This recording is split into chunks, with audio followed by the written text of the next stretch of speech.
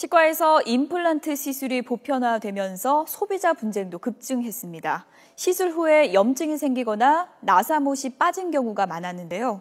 다음 달부터 75세 이상에 대해서 건강보험이 적용돼 수요가 더 늘 것으로 보이는데요. 사전에 꼼꼼하게 확인하는 게 중요하다고 합니다. 이승은 기자입니다.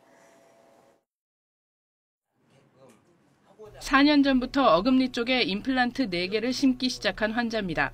불과 1년 만에 1개가 빠지더니 나머지 3개도 흔들려 제대로 씹지 못하고 있습니다. 1, 2년도 안 돼서 이렇게 부실하게 빠졌을 때는 너무 돈도 많이 들어가지만은 거기에 대해서 이렇게까지 부실하게 흰 거는 거기에 대해서 소비자로서는 너무 억울합니다.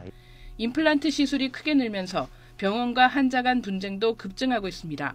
소비자원의 중재에도 서로 합의가 안 돼 소비자 분쟁 조정위원회에 조정 신청이 들어온 치과 관련 분쟁 125건 가운데 가장 많은 35건이 임플란트였습니다. 피해 유형별로 보면 시술 부위에 염증이 발생한 경우가 가장 많았습니다. 임플란트 나사못이 빠지거나 깨진 경우도 적지 않았습니다. 피해자의 54%가 60대 이상이지만 시술 동의서를 미리 작성한 경우는 3명 중 1명에 불과했습니다. 부작용을 미리 충분히 설명하는 과정이 미흡하다는 점을 보여주는 것입니다. 결국 임플란트 분쟁 가운데 22건, 63%에 대해 소비자 분쟁조정위원회가 의사의 잘못이 있다고 결론 내렸습니다. 임플란트는 나이가 많고 당뇨 등 성인병이 있을수록 부작용이 증가하기 때문에 표준 계약서 작성을 통해 충분히 설명을 듣고 시술 여부를 결정해야 합니다.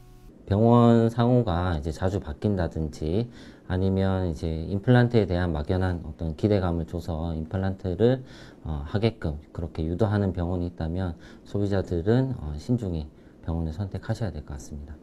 임플란트는 사후 관리도 중요합니다. 염증 등의 부작용은 자각 증상이 거의 없어 정기 점검이 필수적이고 입속을 깨끗하게 관리해야 합니다.